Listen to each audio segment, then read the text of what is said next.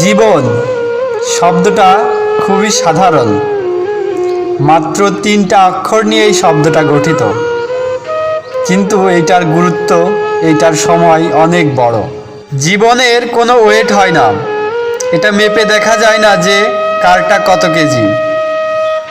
এটা আজ পর্যন্ত কেউ বলতে পারবে না যে একটা জীবনের ওজন কতটুকু। জীবনে দুঃখ কষ্ট সুখ আসবে যাবে, জীবনটাকে এভাবেই কাটাতে হবে।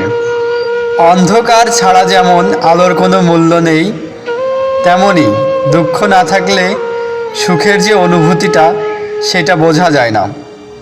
তাই দুঃখ কষ্ট নিয়েই জীবনটাকে পরিচালনা করতে হবে। জীবনে কিছু কিছু মুহূর্ত আসবে, তোমাকে হাসাবে, কাঁদাবে, দুঃখই ভরিয়ে দেবে, এমনকি তোমার নিঃশ্বাসটা পর্যন্ত নিতে কষ্ট হবে সেই মুহূর্তগুলোর কাছে দাঁড়ালে। তবুও এইভাবেই জীবনটাকে চালাতে হবে। জীবন পরিচালনার উপদেশ যে কেউ সহজেই দিতে পারে, কিন্তু যে যার কন্ডিশনে থাকে, যে যেই পরিস্থিতিতে থাকে, সেই বোঝে সেই পরিস্থিতিটা কতটা ভয়ানক।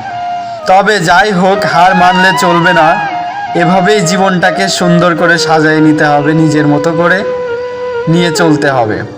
দেখবে সব কিছু মানিয়ে নিতে শিখে গেলে কঠিন মুহূর্তগুলোও ভালো লাগছে। জীবনে সব কিছু মানিয়ে নিয়ে চলতে পারাটাই আসল বিষয়। দুঃখ কষ্ট এটা তো থাকবেই, এটা জীবনের একটা অংশ। এই অংশটাকে দ্বিখণ্ডিত করার ক্ষমতা কারণ নাই, এইটাকে মানিয়ে নিয়েই চলাটাই আসল বিষয়।